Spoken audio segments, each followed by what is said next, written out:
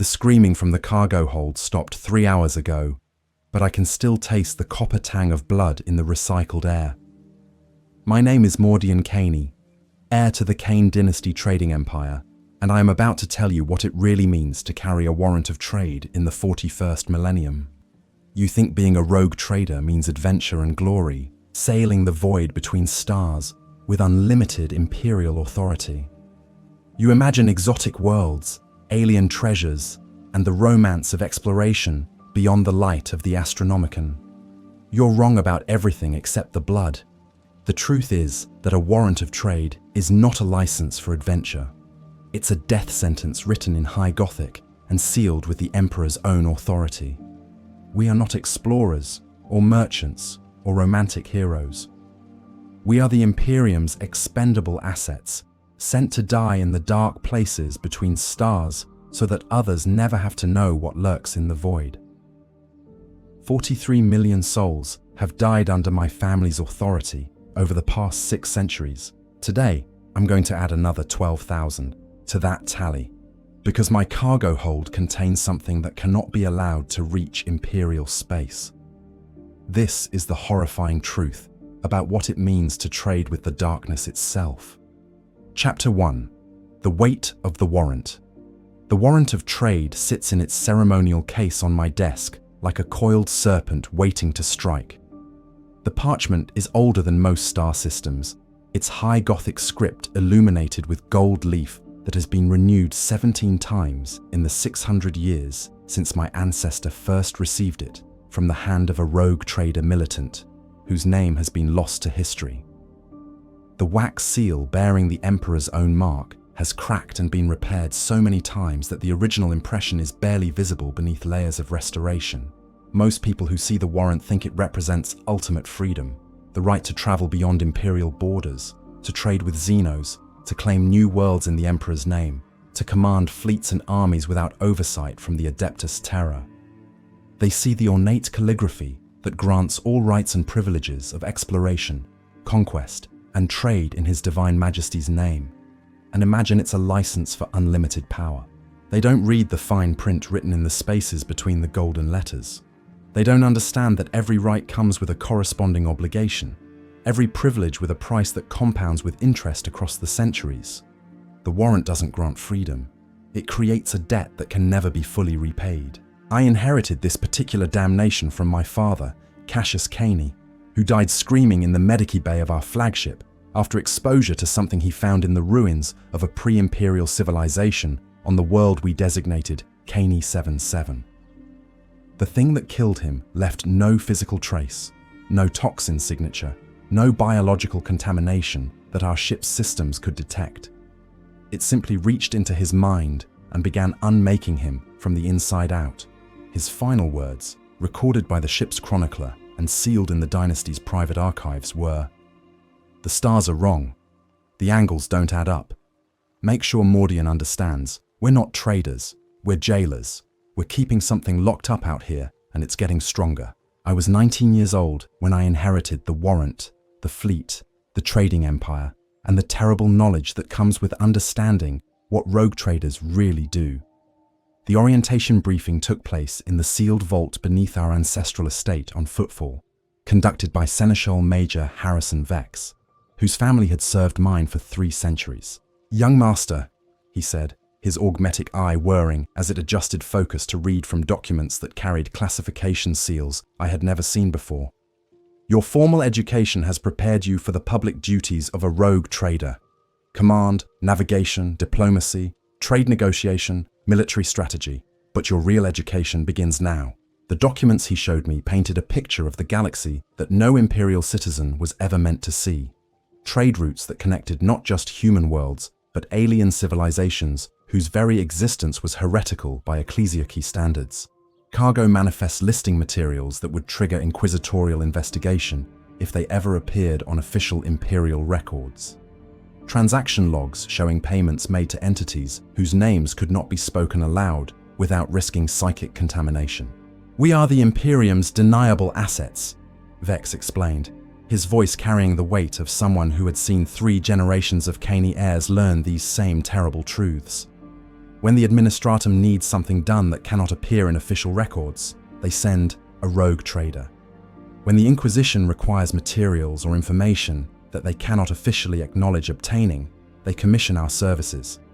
When the Adeptus Mechanicus needs to study technology that violates the Treaty of Mars, they arrange for us to acquire it through independent action. The scope of our unofficial responsibilities was staggering. The Kaine dynasty maintained secret trade relationships with 17 different xenospecies, providing them with carefully controlled imperial technology in exchange for materials and information that officially did not exist. We transported Inquisition agents to locations that no imperial vessel could officially visit. We maintained private military forces whose deployment was never recorded in Departamento Munitorum logs. Most disturbing of all were the containment operations. Throughout imperial space, rogue traders maintained sealed facilities that housed materials too dangerous for official imperial custody, but too valuable to destroy. Pre-imperial artifacts that might contain crucial archaeotech, but could also drive entire populations insane with prolonged exposure. Alien specimens whose biology might yield medical breakthroughs, but whose very presence violated the strictures against Xenos contamination. Technologies that could advance human civilization by millennia, but whose use might attract the attention of entities best left undisturbed. Your father, Vex said carefully, accessing files that required biometric confirmation from both of us to open, was investigating reports of a facility that had gone silent. Kaine-Seven-Seven was supposed to be a simple mining operation, extracting rare minerals for trade with the Adeptus Mechanicus. The last transmission from the facility indicated they had discovered something in the deep excavations, something that predated human arrival by millions of years. The expedition to Kaine-Seven-Seven had been planned as a routine inspection, the kind of oversight visit that any responsible rogue trader would conduct to ensure profitable operations continued smoothly. My father had taken a minimal escort, expecting to find nothing more serious than equipment failures or labor disputes. Instead, he found an entire colony that had been transformed into something that challenged the basic assumptions of imperial theology. The colonists were still alive, Vex continued, his augmetic eye displaying images that I wished I could unsee. But they had been changed. Their biology remained recognizably human, but their psychology had been altered in ways that our medical staff could not explain. They spoke in languages that had never existed, performed mathematical calculations that violated the fundamental principles of imperial science, and expressed philosophical concepts that suggested contact with entities from outside our reality. My father's mistake had been attempting to communicate with the transformed colonists, believing that their enhanced intellectual capabilities might provide valuable information about the pre-imperial ruins they had discovered. Instead, the communication attempt had allowed whatever had changed them to reach through the psychic connection and begin the process that eventually killed him. We sterilized the facility from orbit, Vex reported matter-of-factly. Cyclonic torpedoes, followed by a complete atmospheric burn. The official records show that Kaine-Seven-Seven suffered a reactor malfunction that rendered the world uninhabitable. No survivors, no investigation necessary. The casual mention of genocide, for that was what the destruction of 12,000 colonists represented, delivered without emotion or apparent moral consideration, drove home the reality of what I had inherited. As a rogue trader, I would be expected to make similar decisions without hesitation, to sacrifice human lives to prevent greater catastrophes, to maintain the terrible balance that kept the Imperium ignorant of the true horrors that surrounded it. Why? I asked, my voice barely above a whisper. Why does the Imperium maintain this system?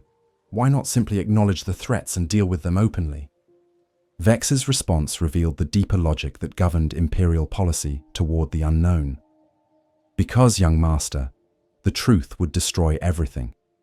The average Imperial citizen believes in a universe where human supremacy is ordained by the Emperor, where Xenos represent manageable threats that can be defeated through superior technology and unwavering faith.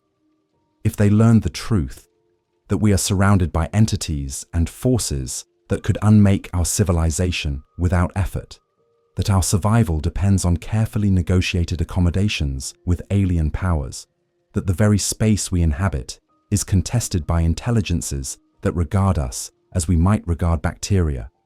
The resulting psychological trauma would shatter the foundations of imperial society. The explanation made sense from a certain perspective, but it also revealed the true horror of the rogue trader's position. We were not just traders, or explorers, or military commanders. We were the guardians of imperial ignorance, the curators of necessary lies, the bloody-handed intermediaries who maintained the fiction that humanity was alone and supreme in a universe that cared nothing for our delusions.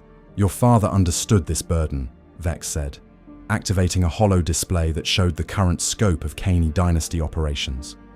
47 trading posts throughout the eastern fringe, 12 containment facilities housing materials too dangerous for imperial custody, trade relationships with 8 major Xeno civilizations and 31 minor ones, military forces totaling approximately 1.2 million personnel across all operations, and the responsibility for decisions that affect the lives of over 50 million people who depend on our operations for their survival.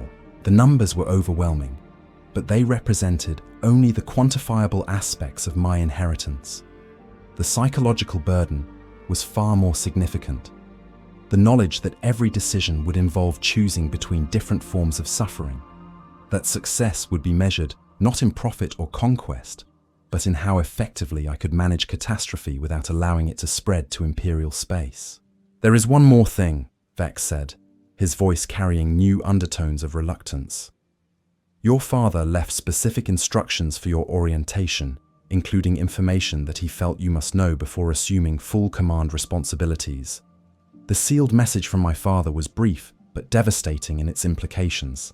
The Kaine dynasty had been established not to explore or trade or expand imperial influence, but to contain something specific, something that had been discovered during the earliest days of the Great Crusade and deemed too dangerous for direct imperial confrontation, but too important to ignore. Somewhere in our operational area, my father's recorded voice explained, there is a facility that predates human civilization. The entity contained within that facility must never be allowed to escape, but it also must not be destroyed, as its destruction would trigger events that could threaten the stability of local spacetime. For 600 years, our family has maintained a watch over the region, ensuring that nothing disturbs the facility, while gathering intelligence that might eventually lead to a permanent solution. The message ended with coordinates that led to a system not marked on any imperial star chart, and the final words, "Everything we do, every life we take, every moral compromise we make, serves this single purpose.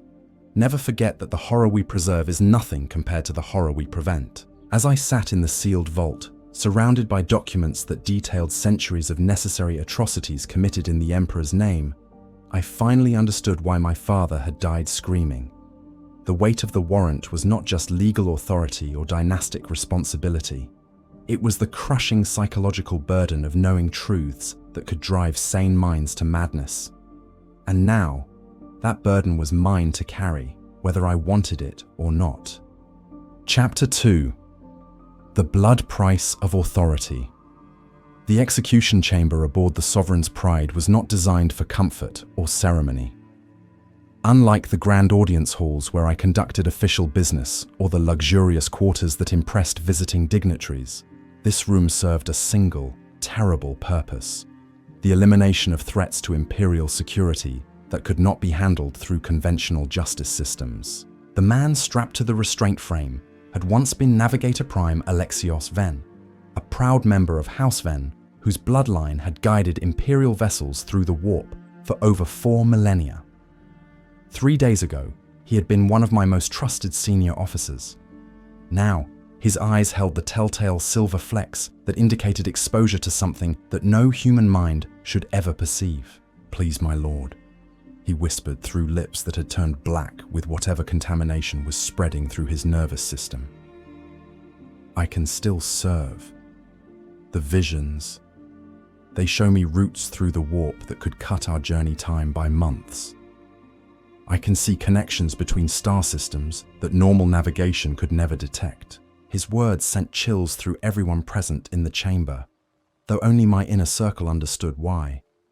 Enhanced navigation capabilities were often the first sign of contact with entities that existed in the spaces between stars, beings that offered knowledge in exchange for access to human consciousness. The routes Alexios described might indeed be faster, but ships that followed them had a tendency to arrive at their destinations carrying cargo that had not been present when they departed. "Alexios," I said, keeping my voice gentle despite the necessity of what was about to happen. "Tell me about the artifact you examined in the ruins on Gestran." His response confirmed my worst fears. "It was beautiful, my lord. Geometries that shouldn't exist, but somehow do. When I touched it, I could see everything. The true shape of the galaxy, the currents that flow between stars, the intelligences that swim in the deep void. They want to help us, my lord. They want to show us wonders beyond imagination." The artifact he described matched the description of relics associated with entities that Imperial scholars refer to euphemistically as the Outer Dark. Pre-Imperial civilizations that had made contact with these beings typically experienced rapid technological advancement, followed by complete disappearance, leaving behind only ruins that drove archaeologists insane and artifacts that could not be safely studied. "How many others were exposed to the artifact?" I asked, though I dreaded the answer. "The entire survey team," Alexios replied, his voice carrying new harmonics that suggested his vocal cords were being modified by whatever was changing him. 12 specialists from the Adeptus Mechanicus, 7 members of my navigator house, and your nephew Marcus. But don't worry, my lord, they're all receiving the same gifts I am. Soon, we'll be able to guide the entire fleet through passages that normal humans can't even perceive. Marcus, my sister's son, barely 18 years old, who had joined our expedition to gain experience in the family trade. The boy I had promised his mother I would protect from the worst dangers of rogue trader operations.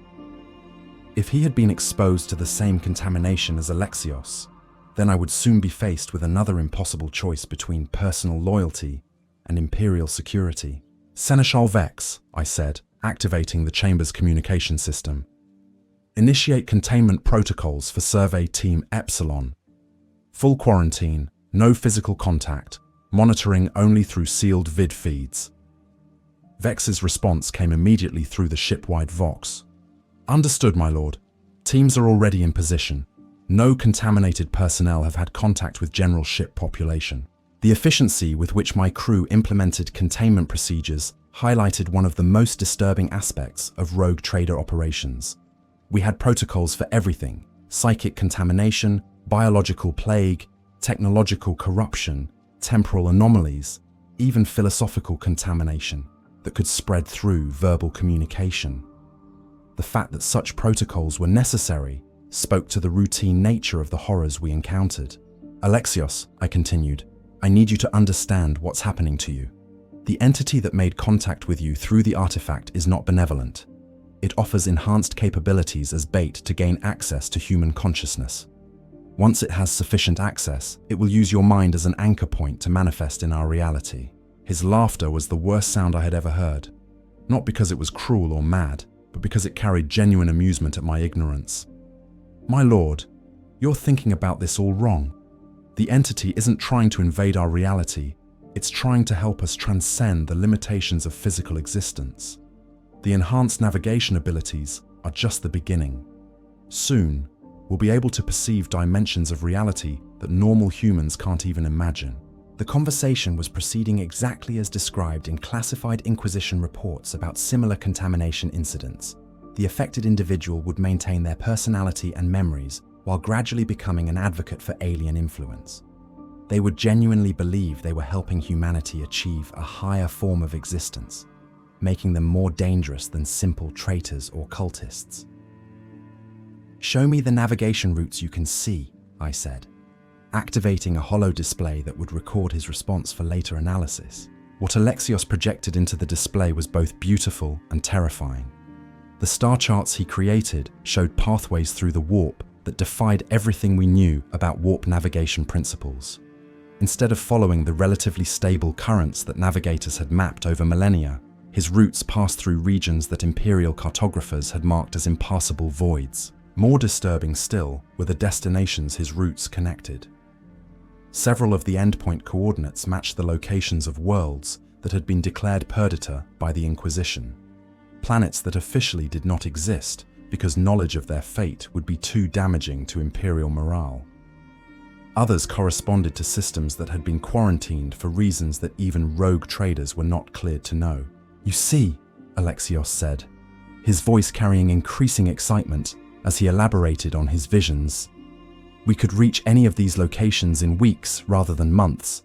We could establish trade relationships with civilizations that exist in dimensions parallel to our own. We could access resources and knowledge that would advance human civilization by millennia." The proposals he outlined matched theoretical scenarios that Inquisition xenologists had developed to model the most dangerous possible outcomes of alien contact. Dimensional trading partners, parallel reality resource extraction, multi-dimensional technological exchange, concepts that sounded beneficial until one considered the implications for human psychological and spiritual integrity. "Alexios," I said, making the decision that would define the remainder of both our lives, "I'm going to ask you one final question, and I want you to think carefully before answering. If I ordered you to avoid all contact with the entities you've encountered, to suppress the enhanced abilities they've given you, and to submit to intensive purification procedures that might eliminate your connection to them entirely, would you comply?" The pause before his answer lasted only seconds, but it was enough to confirm what I already knew. When someone has been offered godlike capabilities, asking them to voluntarily surrender those capabilities is essentially asking them to choose death over transcendence. "My lord," he said finally, "I cannot abandon the gifts I've been given, nor would I want to. What I've experienced is too valuable to sacrifice for the sake of Imperial ignorance. I understand that you must see me as contaminated or corrupted, but from my perspective, I've been liberated from the limitations that define normal human existence." His answer was honest, rational, and completely predictable. It was also a death sentence. The execution itself was swift and as merciful as I could make it. A single shot from a consecrated bolt pistol loaded with hereticus rounds, blessed by 3 different Imperial saints. Alexios died without pain, though his final words suggested that death itself might not be permanent for someone who had established contact with entities that existed outside normal space-time. But Alexios was only the beginning. The contamination assessment revealed that the entire survey team Epsilon had been exposed to varying degrees of alien influence. Some showed minor psychological modifications that might be controllable through intensive therapy and psychic cleansing. Others had undergone changes that made them fundamentally incompatible with human social structures. Marcus fell into the latter category.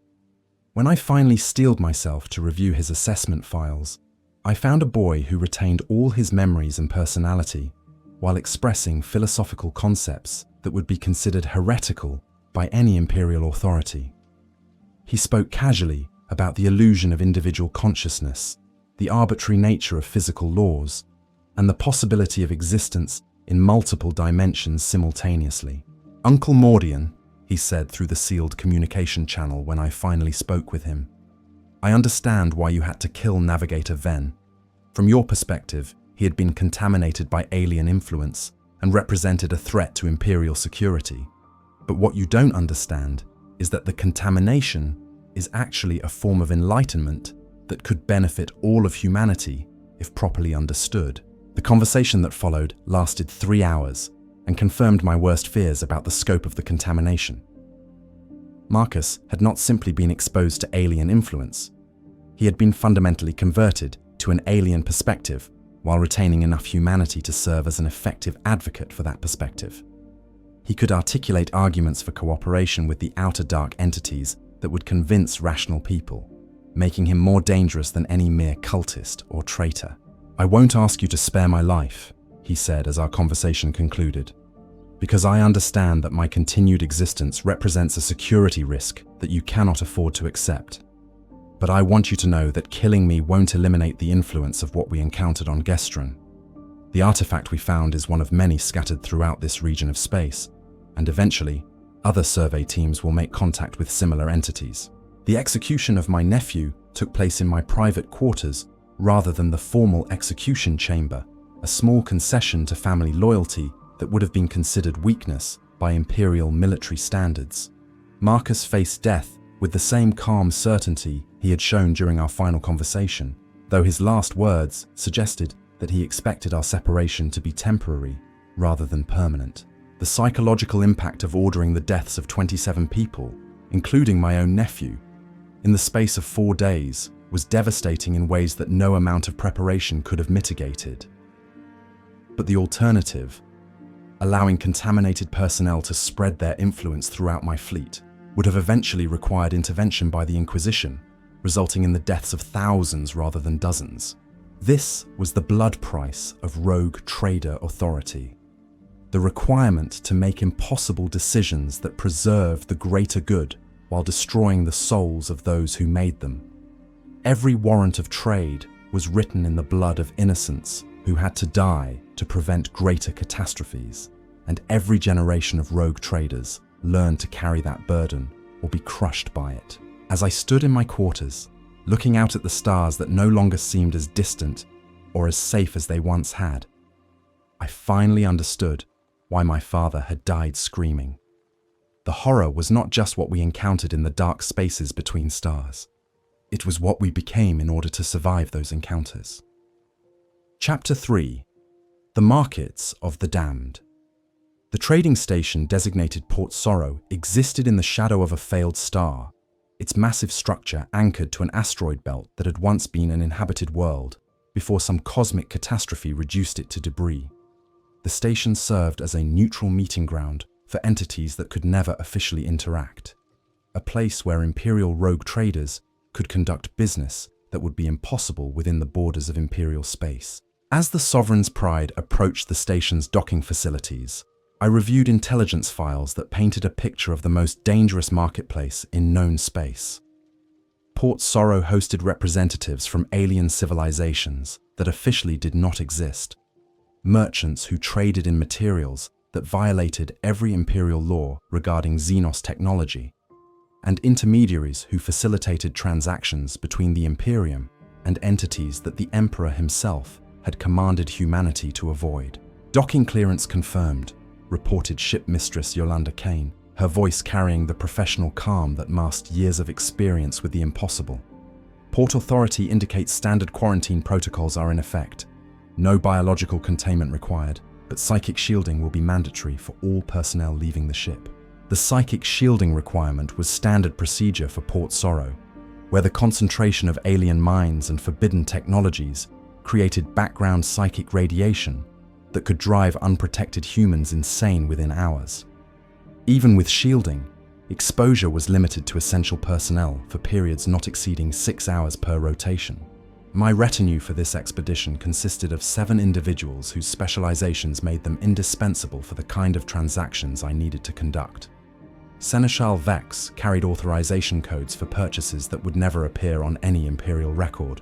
Tech Adept Mordius possessed the expertise needed to evaluate technology that might violate the Omnissiah's sacred principles. Militant Coordinator Thane maintained security protocols that accounted for threats that normal Imperial Guard training could not address. Most importantly, I brought Navigator Minor Helena Voss, whose limited psychic abilities made her invaluable for detecting the kind of mental manipulation that was commonplace in alien trading environments.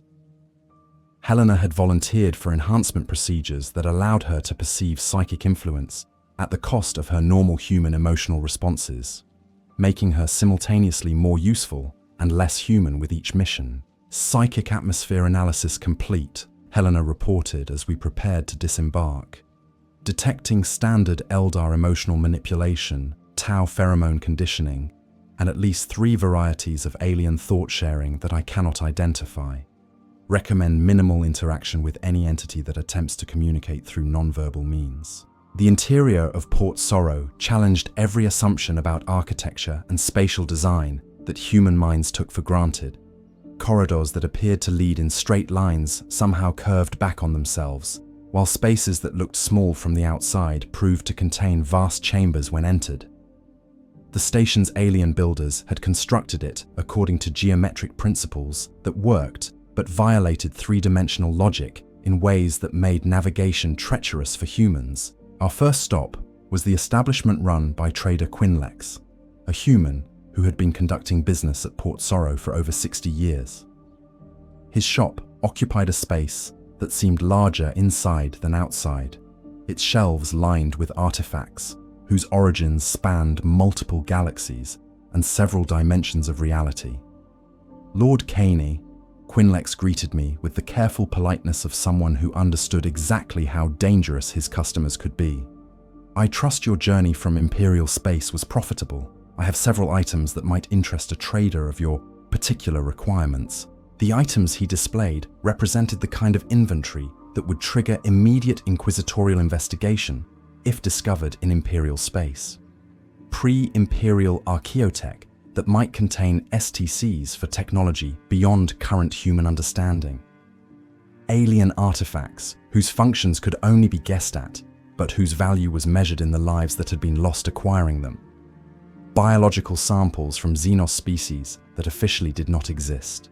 I need containment technology, I told him, reviewing my shopping list while trying not to think about the purposes for which the items would be used. Stasis fields capable of maintaining temporal stability around Class 7 ontological anomalies. Psychic dampening equipment that can suppress consciousness across dimensional boundaries. And quantum locks that can prevent access to facilities by entities that exist outside normal space-time. Quinlex's expression suggested that he understood exactly what kind of facility I was trying to secure, though he was professional enough not to ask for details. Expensive requirements, Lord Kaine. The temporal stabilizers alone would cost approximately 40 million throne gelts, assuming you want Imperial currency. The psychic dampening equipment would require custom manufacturing by specialists who charge considerably more. The prices he quoted represented more money than some Imperial worlds generated in a year, but they were also reasonable considering the rarity of the technology involved. More importantly, the cost was irrelevant when compared to the potential consequences of failing to properly secure whatever was contained in the facility my father had described. Payment will be in archaeotech, I replied, activating a sealed case that contained items I had acquired during previous trading expeditions.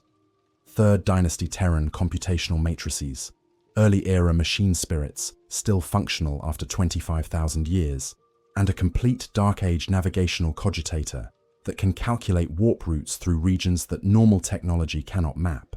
The technology I offered would be worth a fortune to the right buyers, but it was also the kind of archaeotech that the Adeptus Mechanicus would kill to possess or to prevent others from possessing. Trading such items was technically legal under my Warrant of Trade, but it was also the kind of transaction that could trigger civil war within the Imperium if the wrong people learned about it. Our next stop brought us to the section of Port Sorrow that specialized in biological materials, a series of environmental chambers where alien life forms could be maintained in their native atmospheric conditions. The vendor here was not human, but rather a member of a species that my briefing files identified only as Cooperative Entity Designation 7, beings that had reached some kind of accommodation with Imperial authorities that allowed limited trade relationships. Greetings, warm blood who trades in necessary death, the entity communicated through a vocalizer that translated its native language into Low Gothic. We have received word that you seek organic containment solutions for entities that should not be. Such requirements are familiar to us, as our people have experience with similar necessities. The biological containment systems they offered represented technology that was simultaneously organic and mechanical, created through methods that combined alien biotechnology with principles that approached but did not quite violate Imperial doctrine regarding artificial life. The systems could create living barriers that would adapt to contain virtually any form of organic or psychic threat, while maintaining themselves indefinitely without external power sources. Cost for such systems is not measured in currency units, the entity explained when I inquired about payment. We require samples of human neural tissue that have been exposed to specific types of ontological contamination. The tissue must be obtained from subjects who maintained rational thought processes despite exposure to reality-altering influences. The request was disturbing, but not entirely unexpected. Alien species that specialized in containment technology often required biological samples from species that had survived contact with the kinds of entities that required containment. The neural tissue they requested would be used to develop biological locks that could recognize and respond to human thought patterns, while remaining immune to the influence of contained entities. "I can provide 12 samples meeting your specifications," I replied, trying not to think about the fact that I was essentially selling pieces of my former crew members to alien biotechnology specialists.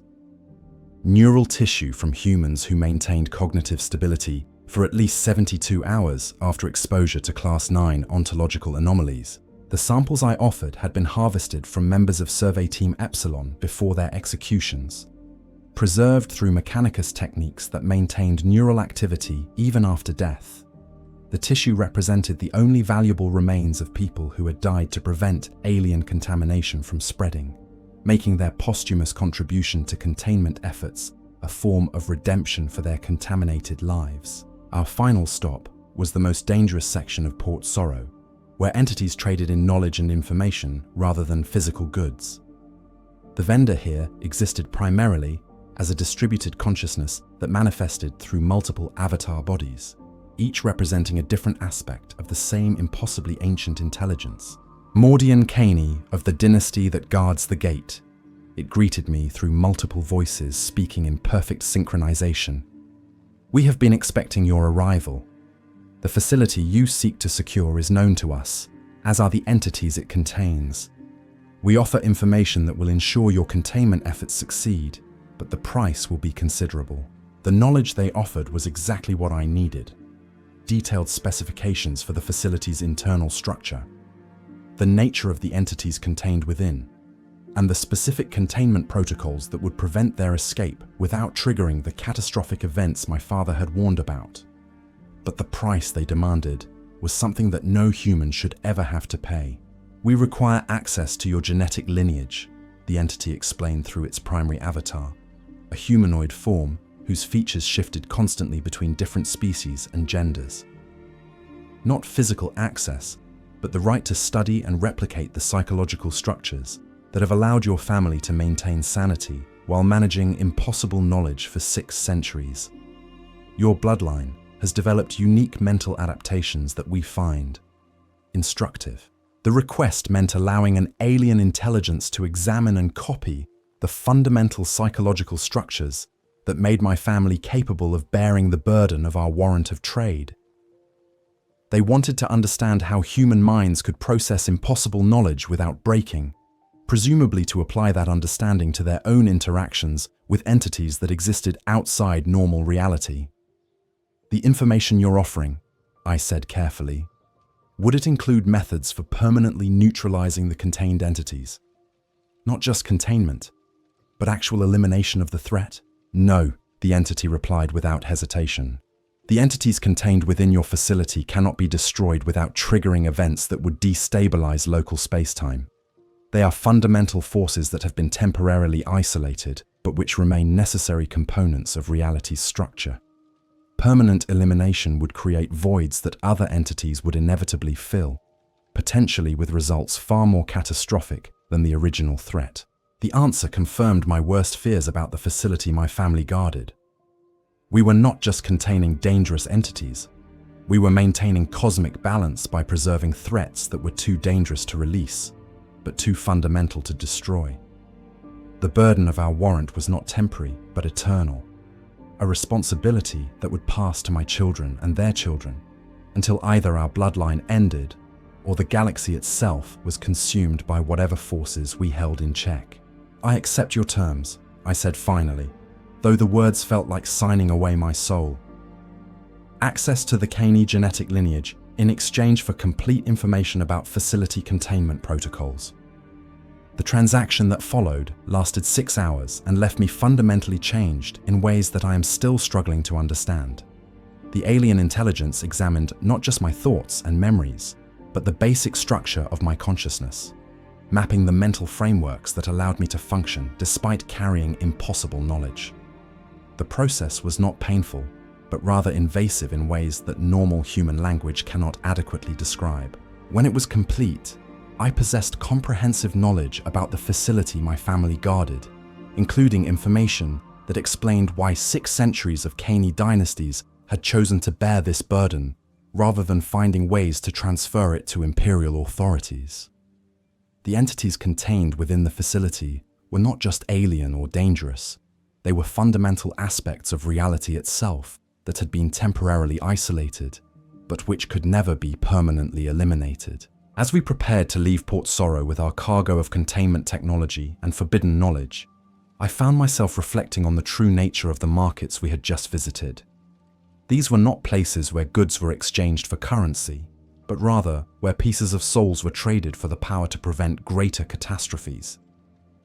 Every transaction reduced our humanity, while increasing our capability to protect human civilization from threats it could never officially acknowledge. The horror was not just what we bought and sold in these markets, but what we became in the process of conducting such transactions. Each visit to places like Port Sorrow made us less human and more like the entities we sought to contain, raising questions about whether the defenders of human civilization could remain human themselves while performing their duties.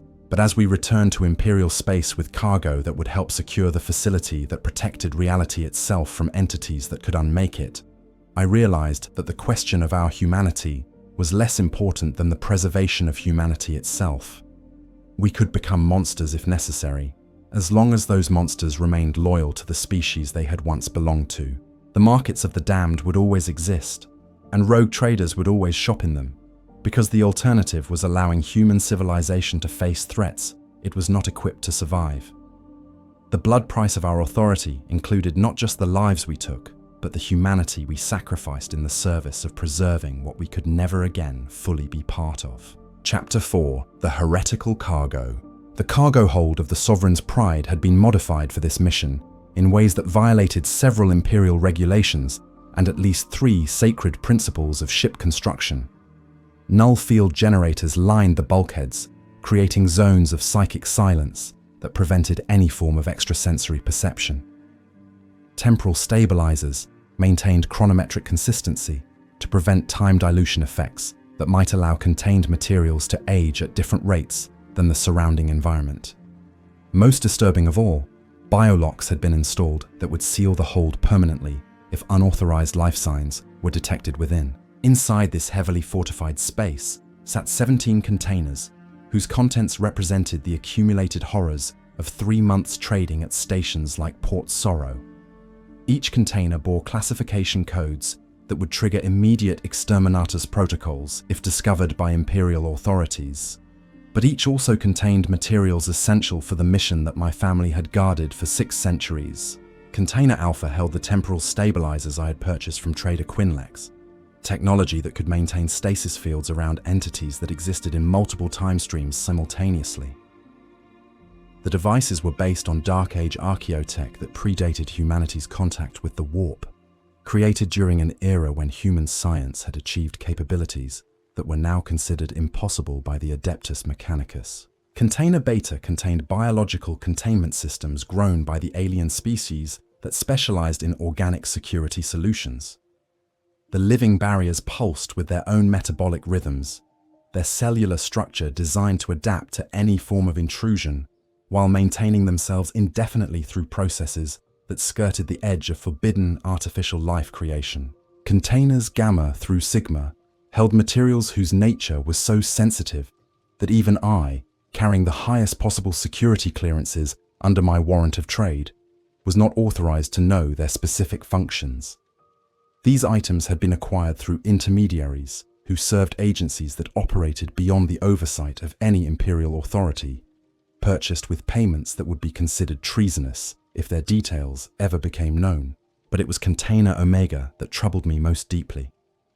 This container held the price I had paid for information about the facility my family guarded, a complete genetic and psychological profile of the Kaine bloodline that could be used to understand how human minds could bear impossible knowledge without breaking. The information was contained in a quantum storage matrix that existed partially outside normal space-time, making it simultaneously present in my cargo hold and scattered across multiple dimensions of reality. "Sir," reported Chief of Security Marcus Thane as he completed his daily inspection of the cargo hold, "all containment systems remain stable, but we're detecting increasing psychic resonance from Container Omega. The alien information matrix appears to be attempting some form of communication. The possibility that the information I had traded to alien entities might itself become a form of contamination was one I had considered but hoped to avoid. Quantum storage matrices were supposed to be inert until accessed through proper protocols, but entities that existed outside normal space-time often created technology that operated according to principles that defied human understanding." "Nature of the communication attempts?" I asked, though I dreaded hearing the answer. "The matrix appears to be broadcasting fragments of human memories," Thane replied, consulting his analysis equipment with the careful precision of someone who understood that misinterpreting data could have catastrophic consequences. Specifically, memories related to encounters with entities that should not exist. "The broadcasts are extremely brief and highly encoded, but our psychic dampening systems are detecting them."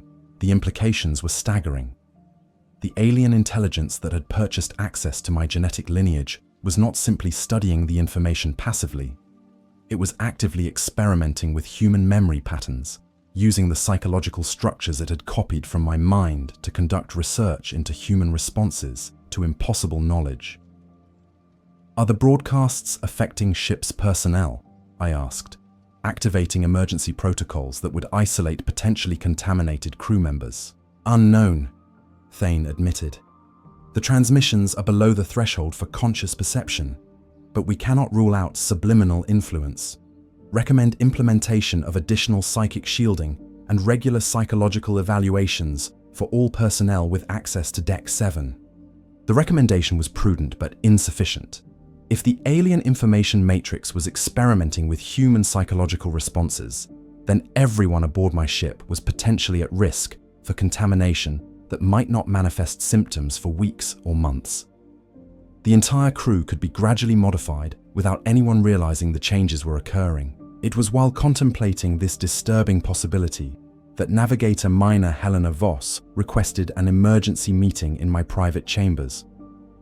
Helena's enhanced psychic capabilities made her the most sensitive member of my crew to the kind of influence that might be emanating from Container Omega, but they also made her reports more reliable than conventional sensor equipment when dealing with psychic phenomena. "Sir," she said, her artificially calm voice carrying undertones that suggested significant distress despite her emotional modifications, "I need to report irregular activity in the ship's psychic environment. The alien matrix in Container Omega is not just broadcasting human memories, it's creating new memories based on the psychological patterns it has access to." The news was worse than I had feared. Creating false memories in human minds was a form of mental warfare that could reshape personality and identity without the subject's awareness. If the alien intelligence was conducting such experiments using my ship as a laboratory, then my crew was being transformed into something else while retaining the illusion of their original humanity. "What kind of memories is it creating?" I asked, activating recording systems that would preserve Helena's report for later analysis. "Memories of encounters with entities that match descriptions in classified Inquisition files," she replied, accessing data that her security clearance should not have permitted. "Specifically memories of successful communication and cooperation with beings that exist outside normal space-time. The false memories suggest that such cooperation is not only possible, but beneficial for human development. The psychological warfare technique was sophisticated beyond anything in Imperial military manuals. Instead of simply attacking human minds or attempting direct control, the alien intelligence was gradually convincing my crew that cooperation with entities like itself was natural and desirable. The false memories felt genuine because they were constructed using actual human psychological patterns, making them impossible to distinguish from real experiences through conventional means. "How many crew members are affected?" I asked, though I suspected the answer would require extreme measures to address. "Unknown," Helena admitted. "The false memories are integrated seamlessly with existing memory structures. The affected individuals genuinely believe they have had positive experiences with alien entities, but they cannot identify when or where such experiences occurred. The integration is sophisticated enough that even I cannot detect it without direct psychic contact with each individual. The scope of the contamination was potentially total. If I could not distinguish affected crew members from uncontaminated ones, then I had to assume that everyone aboard my ship was potentially compromised. The logical response would be to implement purification procedures that might eliminate the false memories, but such procedures carried significant risk of causing permanent psychological damage, or even death. Sir, Helena continued, there is another complication. The false memories being created are not random. They appear to be preparing the crew for some specific event or encounter. The memories consistently reference a location that matches the coordinates your father provided for the facility our family guards. The revelation struck me like a physical blow. The alien intelligence was not conducting random experiments in human psychological manipulation. It was preparing my crew to serve as agents of its influence when we reached our destination. The false memories would make them more likely to cooperate with whatever entities were contained within the facility, potentially compromising the security that 6 centuries of Kaine dynasty sacrifice had maintained. Recommendations? I asked, though I already knew that all available options involved terrible choices. We could attempt memory purification procedures for the entire crew, Helena replied, but the risk of psychological damage would be significant.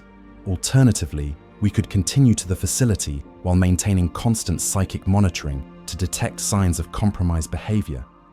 The third option would be to abort the mission and return to Imperial space for inquisitorial intervention. Each option represented a different form of catastrophe. Memory purification would likely kill or permanently damage many crew members, while not guaranteeing successful removal of alien influence. Continuing the mission would risk delivering a compromised crew to the most sensitive facility in our operational area. Aborting the mission would require explaining the situation to inquisitorial authorities, who might respond by eliminating everyone with knowledge of the affair. It was while weighing these impossible choices that the decision was made for me.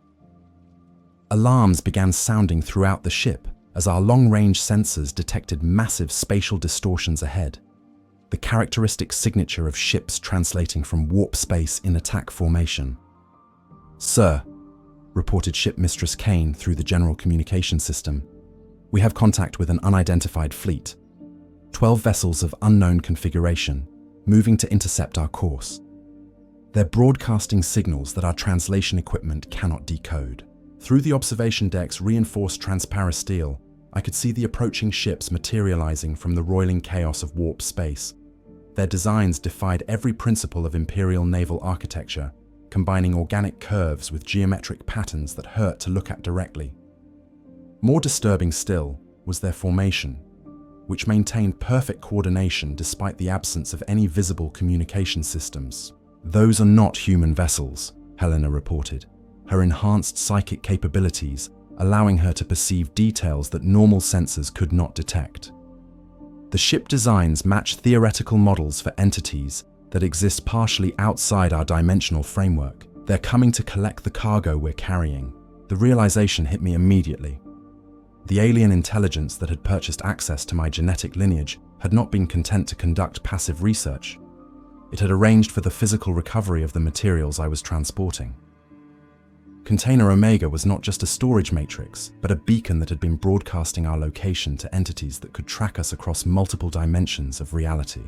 Battle stations, I ordered, activating combat protocols that would prepare my ship for engagement with enemies that might not follow the conventional rules of naval warfare. All hands to combat positions. Prepare to defend the cargo at all costs. But even as my crew responded to combat alerts with professional efficiency, I realized that the battle ahead would be unlike anything in Imperial naval doctrine. The approaching ships belonged to entities that viewed physical combat as only one dimension of conflict, beings that could wage war across multiple levels of reality simultaneously. The false memories that had been implanted in my crew's minds suddenly took on new significance. If those memories predisposed them to view the attacking entities as potential allies rather than enemies, then my ship's defensive capabilities would be compromised from within, even as we faced external assault. "Helena," I said, activating private communication channels that bypassed the ship's general systems. "I need you to monitor the crew for signs of compromised behavior during the upcoming engagement. Anyone who shows reluctance to fire on the alien vessels or who attempts to communicate with them may be acting under the influence of false memories." Her response highlighted the true horror of our situation. "Sir, I may not be able to distinguish between compromised behavior and rational tactical assessment. If the alien entities offer genuine opportunities for communication or cooperation, following those opportunities might be the correct choice, even without psychological manipulation. The approaching battle would determine not just our survival, but the nature of our humanity itself. If we emerged victorious but psychologically compromised, we might carry alien influence directly to the facility we were supposed to protect. If we were defeated, the containment technology we carried would fall into the hands of entities that understood its value better than we did." As the first energy discharges lit up the void between our ships, I found myself confronting the possibility that this engagement had been planned from the moment I first decided to seek the technology needed to secure my family's ancient burden. The horror of carrying heretical cargo was not just the risk of discovery by Imperial authorities, but the realization that the cargo itself might carry us toward destinations we had never intended to reach.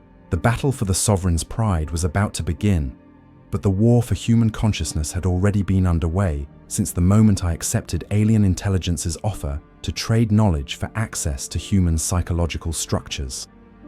Victory in the coming fight might only delay our defeat in the larger conflict between human identity and alien influence. Chapter 5. The Battle for Souls. The first salvo from the alien fleet struck our void shields with energies that existed in frequencies human sensors were not designed to detect. The Sovereign's pride shuddered under impacts that registered as both energy weapons and some form of directed reality distortion that made our hull plating temporarily uncertain about its own atomic structure. Through the bridge's observation ports, I watched our defensive screens flicker between their normal blue-white glow and colors that had no names in any human language. "Damage report," I called to Ship Mistress Kaine as she coordinated our defensive response from the tactical station. "Void shields are holding, but they're experiencing fluctuations that don't match any known energy weapon profiles," she reported, her voice maintaining professional calm despite data that challenged every assumption about naval warfare. "The alien weapons appear to be attacking the conceptual foundation of our defensive systems, rather than simply overwhelming them with raw power." The explanation sounded absurd until I realized it matched theoretical descriptions of warfare techniques used by entities that existed partially outside normal space-time. Instead of destroying our shields through conventional means, they were making our shields forget how to exist, creating temporary gaps in our defenses that conventional repair procedures could not address. "Return fire," I ordered, activating weapon systems that had been modified for engagement with non-standard targets. All batteries, full spread pattern, target their lead vessel. The Sovereign's Pride's weapon systems responded with the thunderous discharge of plasma cannons and lance batteries that had served my family faithfully for 2 centuries. Coherent energy beams reached across the void to strike the alien ship's hulls, creating brilliant explosions that should have indicated successful hits against enemy armor. Instead, the energy discharges seemed to pass through the alien vessels without causing damage, as if the ships existed in a dimensional phase that made them immune to conventional weapons. The alien fleet continued its approach without apparent concern for our firepower, their formation maintaining perfect coordination despite our sustained bombardment. "Sir," reported Weapons Master Valdez from the gun deck. "Direct hits confirmed on 3 enemy vessels, but sensors show no damage indicators. The alien ships appear to be operating according to physical laws that do not include vulnerability to energy weapons." The tactical situation was deteriorating rapidly. Our weapons could not affect the enemy, but their attacks were gradually weakening our defenses through methods that our repair systems could not counter.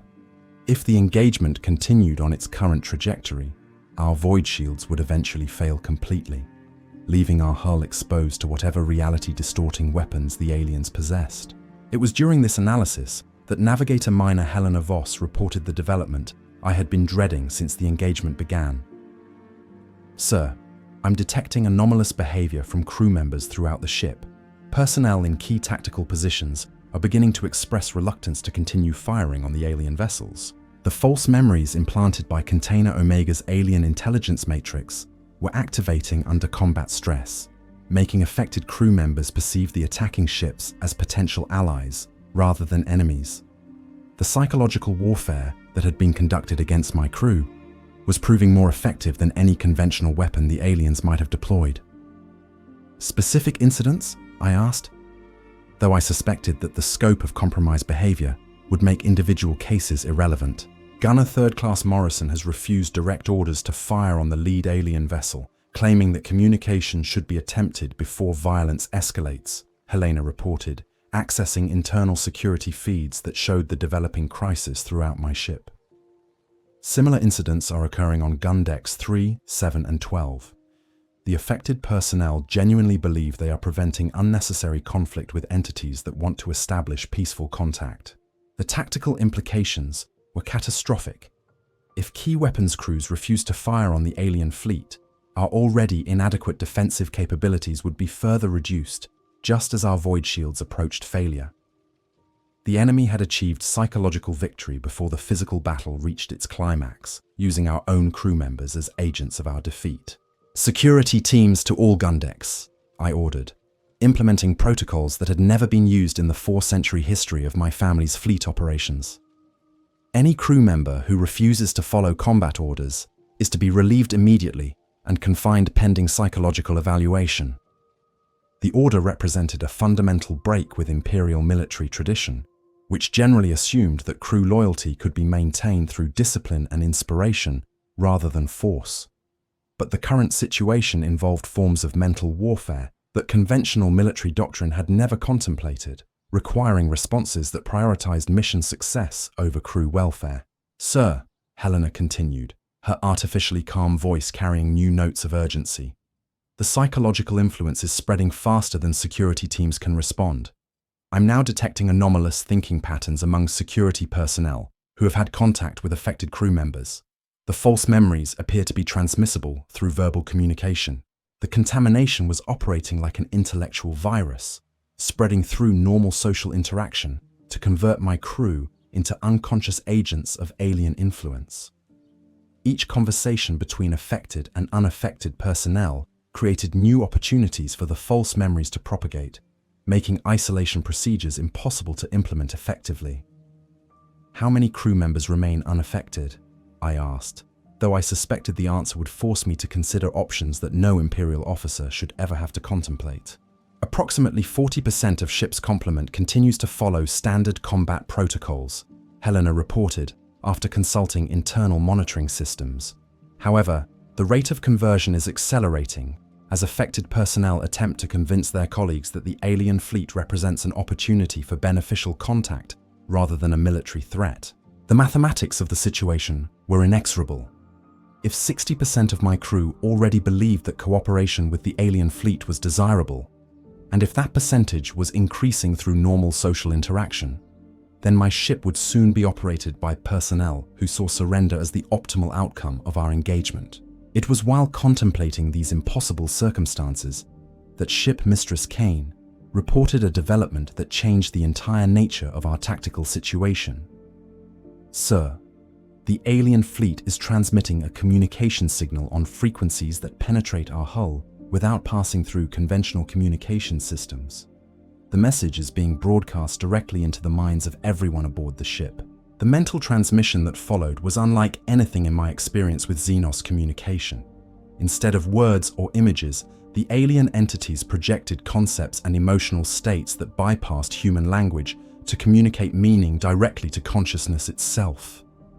The message was elegant in its simplicity and terrifying in its implications. The aliens identified themselves as representatives of the intelligence that had purchased access to my genetic lineage, entities that existed across multiple dimensions of reality and whose interest in human consciousness transcended simple academic research.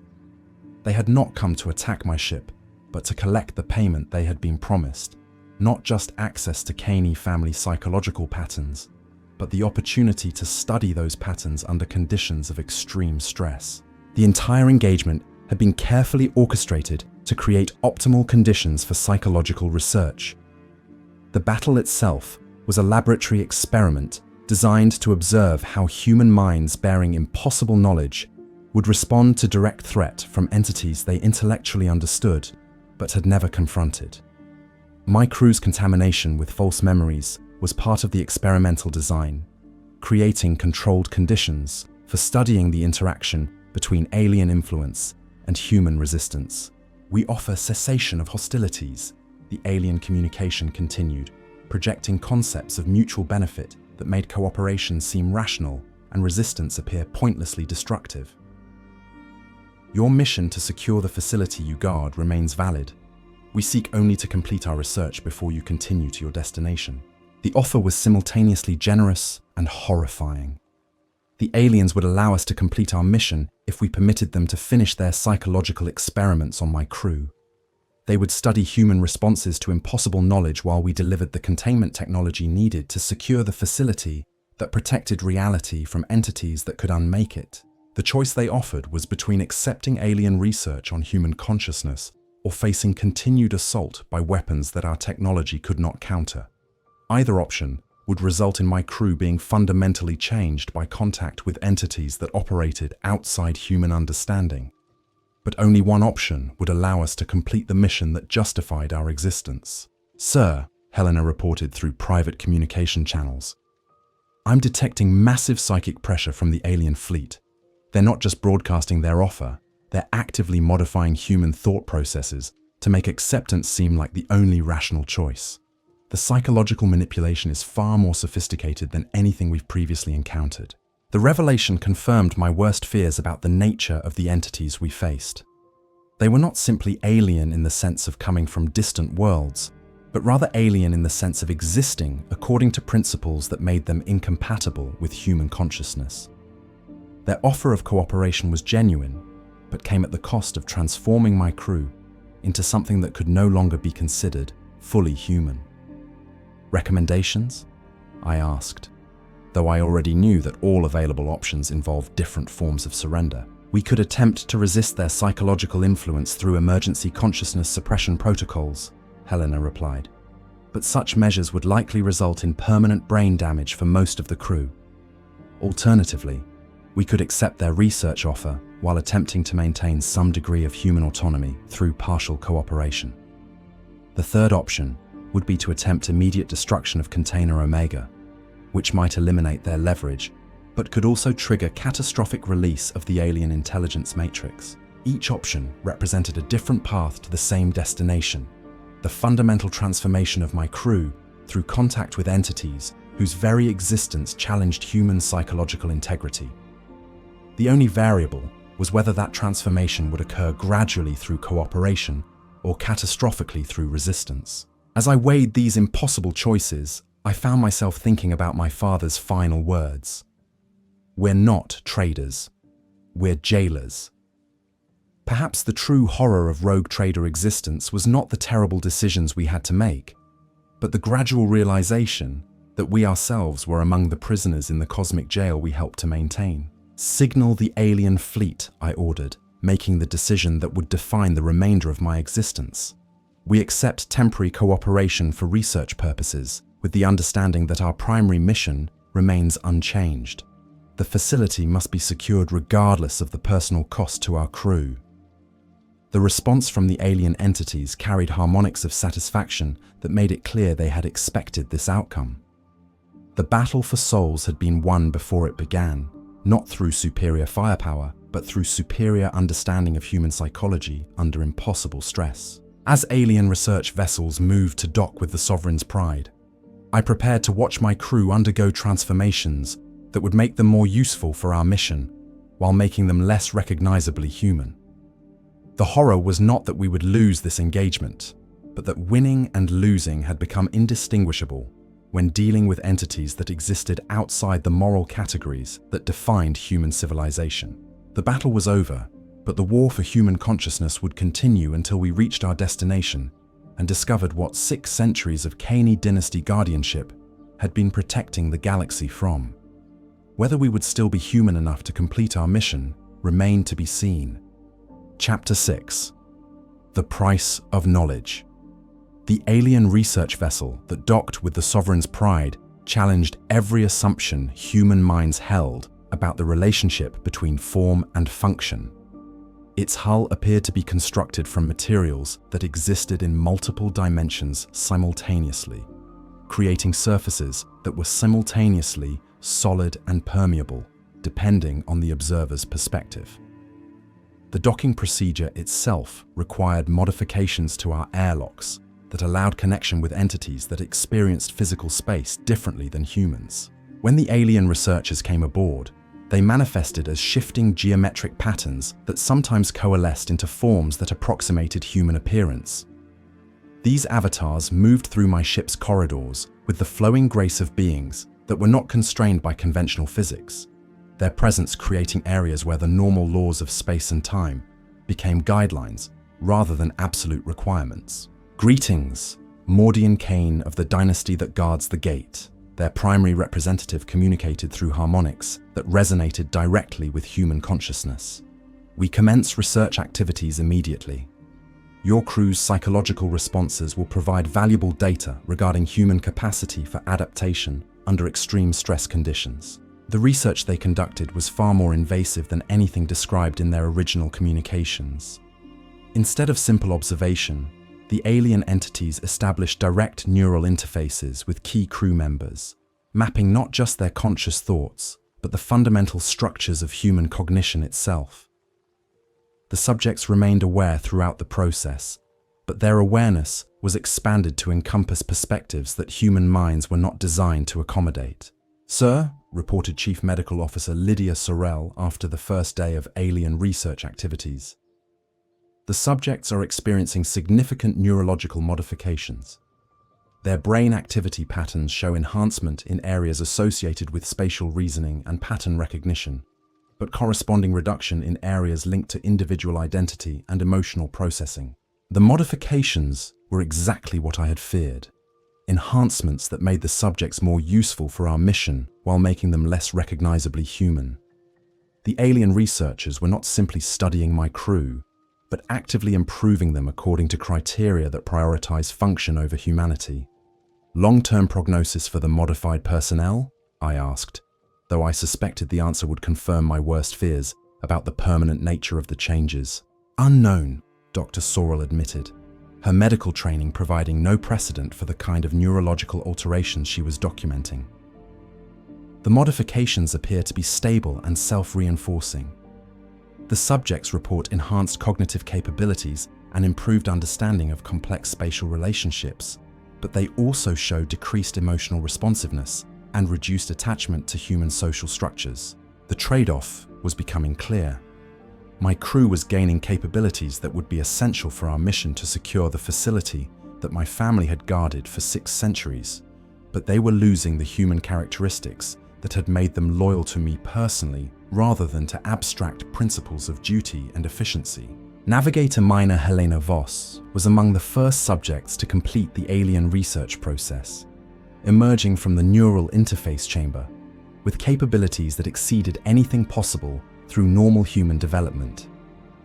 When she spoke, her voice carried new harmonics that suggested her vocal cords had been modified to produce frequencies that normal human anatomy could not generate.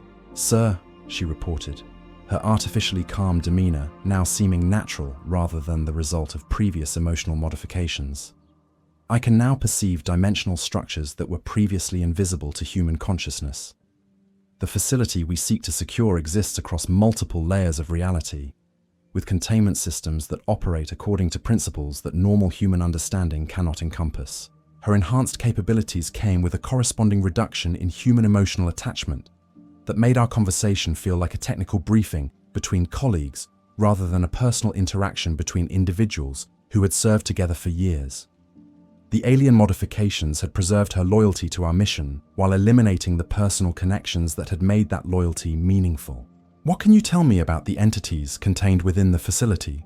I asked, hoping that her enhanced perceptions might provide information that would help me understand the true scope of what my family had been guarding. The contained entities are fundamental aspects of reality that exist outside the dimensional framework that defines normal space-time, Helena replied, accessing knowledge that her enhanced consciousness could process, but that remained incomprehensible to unmodified human minds. They are not evil in any sense that human morality can address, but their presence in normal reality would destabilize the quantum foundations that allow matter and energy to exist in predictable patterns. The explanation revealed why the entities could not simply be destroyed despite the threat they represented.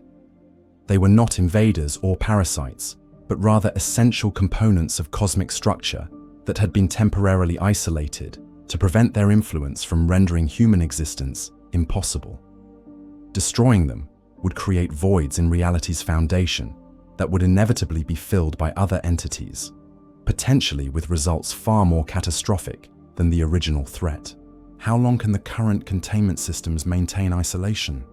I asked, reviewing intelligence reports that suggested the facility's defenses had been weakening for decades. Approximately 17 years before catastrophic failure, Helena replied with the precise certainty that characterized her enhanced cognitive capabilities. However, the new containment technology you acquired will extend operational lifetime to approximately 47,000 years, assuming no external interference with facility operations. The timeline provided both relief and horror. 47,000 years seemed like an eternity from a human perspective, but it was barely a moment in cosmic terms. Eventually, the containment would fail again, and future generations would face the same impossible choices that had defined my family's existence for 6 centuries. It was while contemplating these vast timescales that the alien research supervisor requested a private meeting in my quarters.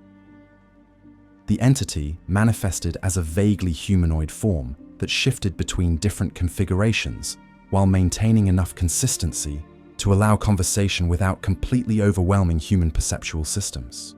The research phase nears completion. It communicated through harmonics that made my quarters' air vibrate with frequencies that seemed to carry meaning beyond the words themselves. Your crew now possesses capabilities necessary for successful completion of their mission. However, there remains one final modification that requires your personal consent. The modification it described would affect me rather than my crew, enhancing my consciousness to allow direct perception of the entities contained within the facility my family guarded. Such perception was necessary for optimal implementation of the new containment systems, but it would also expose me to forms of knowledge that had driven previous Kaine family members to madness or death. The psychological structures that have allowed your bloodline to bear impossible knowledge can be enhanced to accommodate even greater cognitive load, the entity explained, its form shifting to display patterns that illustrated the proposed modifications. The enhancement will preserve your essential identity while allowing you to function as an effective interface between human consciousness and entities that exist outside normal reality. The offer was simultaneously generous and horrifying. I would retain my humanity while gaining the ability to communicate directly with cosmic forces that could unmake reality itself. The knowledge I gained would make me more effective at protecting human civilization, while potentially making me incompatible with the human society I served. What are the risks? I asked, though I suspected that the real question was not whether the modification was dangerous, but whether the dangers were acceptable given the alternatives. Minimal risk to your survival or basic cognitive function, the entity replied. However, the enhancement will fundamentally alter your perspective on questions of individual identity, species loyalty, and the relative importance of human concerns versus cosmic stability. You will remain capable of protecting human civilization, but you may no longer identify with human civilization in ways that normal humans would recognize. The choice it offered was between accepting transformation that would make me more capable of fulfilling my family's ancient duty, while potentially making me something other than human, or maintaining my humanity while accepting reduced effectiveness in protecting the cosmic balance that my duty required me to preserve. I accept the modification, I said, making the decision that completed my transformation from human rogue trader to something else entirely. The duty is more important than the individual who performs it, The enhancement process lasted 3 days and involved forms of consciousness modification that human language cannot adequately describe. When it was complete, I possessed direct access to knowledge that spanned cosmic history and awareness of forces that operated across multiple dimensions of reality. I could perceive the entities contained within my family's facility as clearly as if they were standing in my quarters, understanding their nature and purpose with clarity that normal human consciousness could never achieve. But the knowledge came with a corresponding reduction in human emotional attachment that made my previous concerns about crew loyalty and personal identity seem quaint and provincial. I retained complete awareness of my human origins and continued commitment to protecting human civilization. But those commitments were now based on abstract principles of cosmic responsibility rather than personal identification with my species. As the alien research vessels departed and the Sovereign's pride continued toward our destination, I found myself observing my crew with the detached interest of a scientist studying laboratory specimens. They were now optimally configured for the mission ahead, their enhanced capabilities perfectly matched to the requirements of installing and maintaining containment systems that operated according to principles beyond normal human understanding. The horror was not that we had all been transformed by our contact with alien intelligence, but that the transformations had been necessary for us to complete our mission successfully. We were no longer the humans who had begun this journey, but we had become something better suited to the cosmic responsibilities that human consciousness alone could never have fulfilled. The price of knowledge had been our humanity, but the alternative had been failure to protect reality itself from entities whose escape would make questions of human identity irrelevant. We had chosen to become something other than human in order to preserve the universe that humanity inhabited. As we approached the coordinates my father had provided, I prepared to complete the mission that 6 centuries of Kaine dynasty sacrifice had made possible. Whether we were still human enough for our success to matter remained to be seen, but we were certainly no longer human enough to consider that question particularly important.